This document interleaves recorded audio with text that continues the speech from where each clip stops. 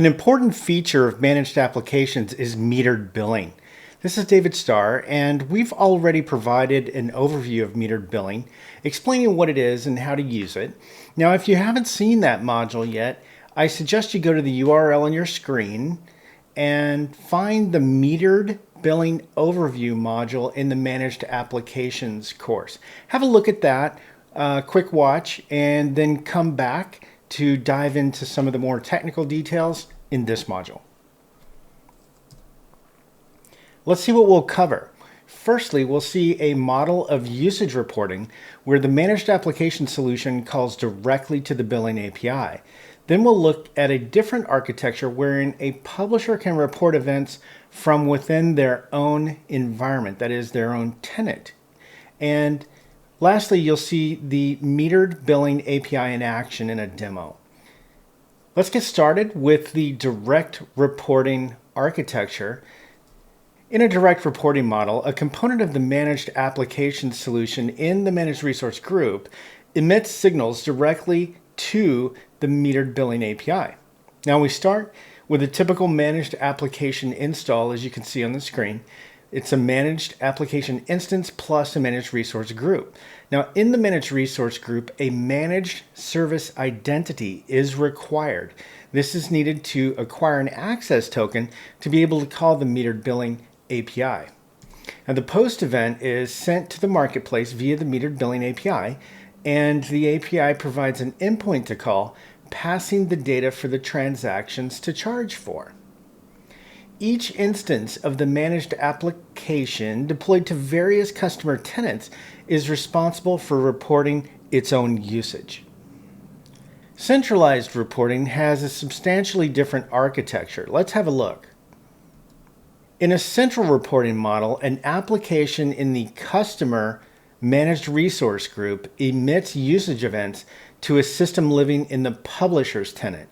Here we're going to look at just one potential architecture of a centralized reporting model. Now, in this implementation, the solution posts events to a webhook provided by a simple data storage queue. Now, the queue, in this case, accumulates billing events until they're needed for reporting to the metered billing API. In this example architecture, a timed job of some sort wakes up on a regular basis and reads the usage events in the queue. The events are totaled by the reporting service and then submitted to the metered billing API. Note the lack of an MSI in this model. It's not needed because the managed resource group resources aren't talking to the reporting API directly.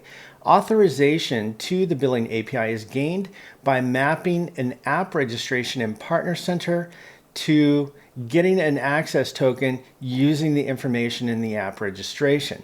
Now let's see what the app registration looks like in Partner Center.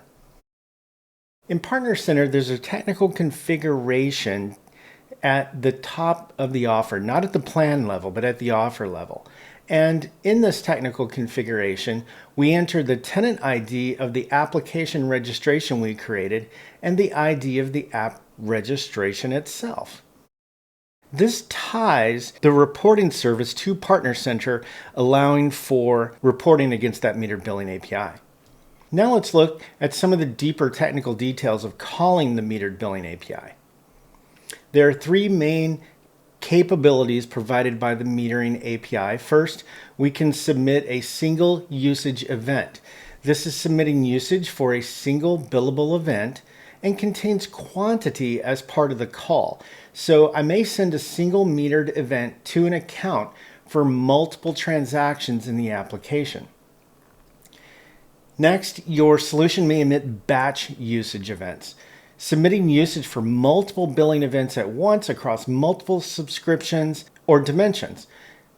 In this model, we can only send up to 25 updates at once using batch submissions. Finally, we can retrieve usage events with the API. We can get information about events posted previously, and this information is also serviced in the reporting inside of Partner Center.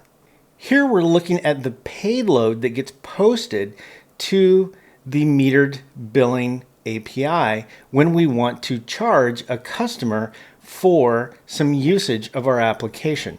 Notice the UTC time, that's when an event occurs. Now the MA resource group name, this is the resource group that holds the managed app instance.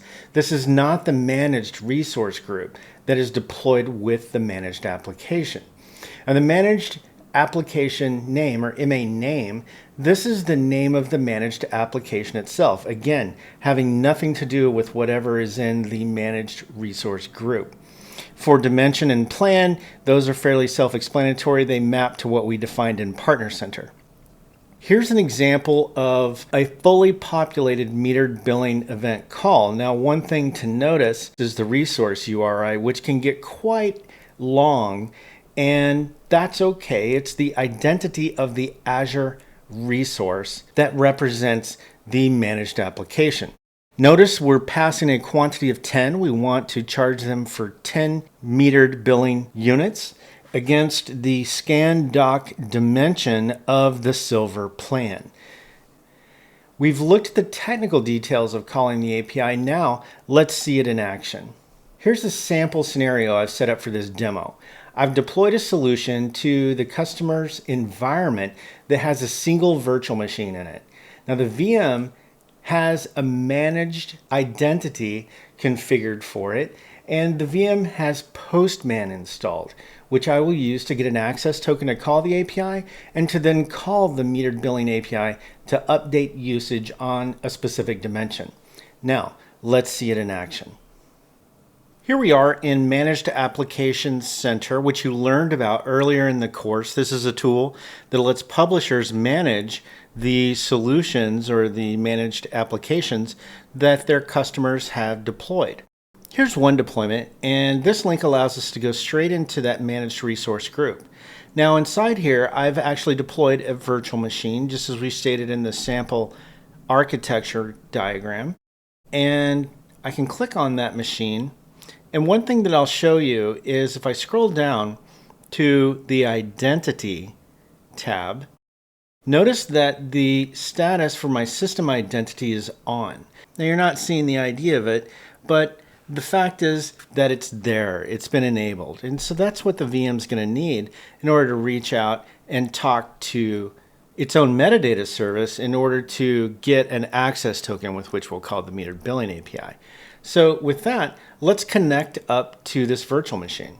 Here I am connected to this virtual machine running the Postman application, which you're probably familiar with, but if you're not, it's just a tool that allows us to communicate with APIs. And the first API call we're going to make is to this endpoint. Now remember that we're inside of a virtual machine, and this endpoint is actually a metadata endpoint for the virtual machine itself. This is part of its runtime capability. And we're going to get an access token with this scope, for this resource, I should say, the management.azure.com resource. This is what we'll use to authenticate into the metered billing API. So I'll go ahead and send this request. What I get back includes this access token, and we'll use this access token to make our call to the metered billing API. Let's head over to our next event, which will use that token here in the authorization header. So it's of type bearer, and then the access token itself, which is a JWT. And now this has been loaded into this access token variable. Let's take a look at the body of this event before we post it. Our effective start time is set to a UTC value that represents the time that we want to charge for these events. And the quantity that we're going to charge for is 15. And here's that resource URI that we talked about. And as I mentioned, it can get quite long.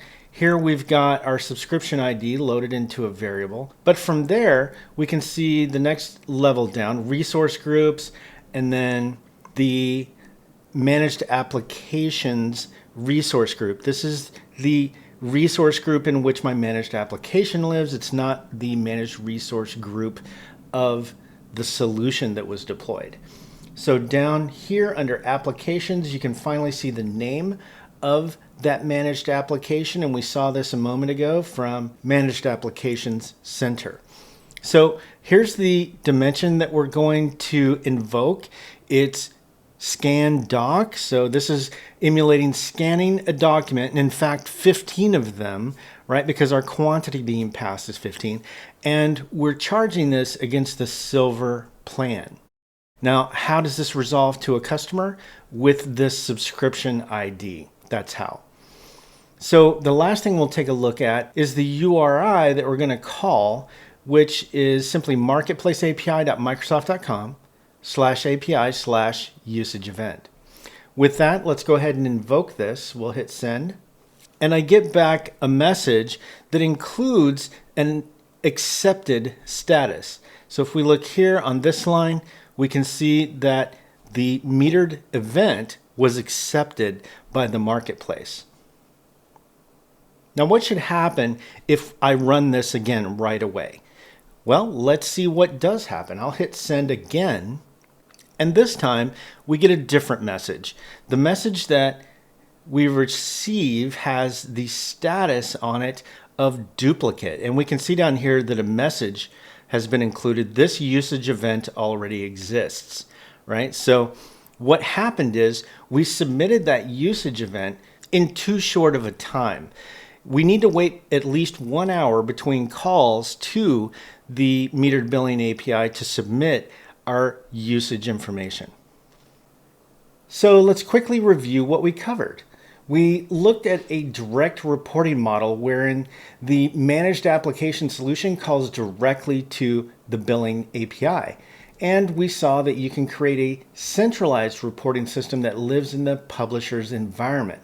Finally, you saw an example of calling the metered billing API using a direct reporting model. Thank you for joining us for another video from Mastering the Marketplace, the learning library where technologists go to get their offer on the Microsoft Marketplace. For more videos, hands-on labs, and sample code, find us at aka.ms/masteringthemarketplace.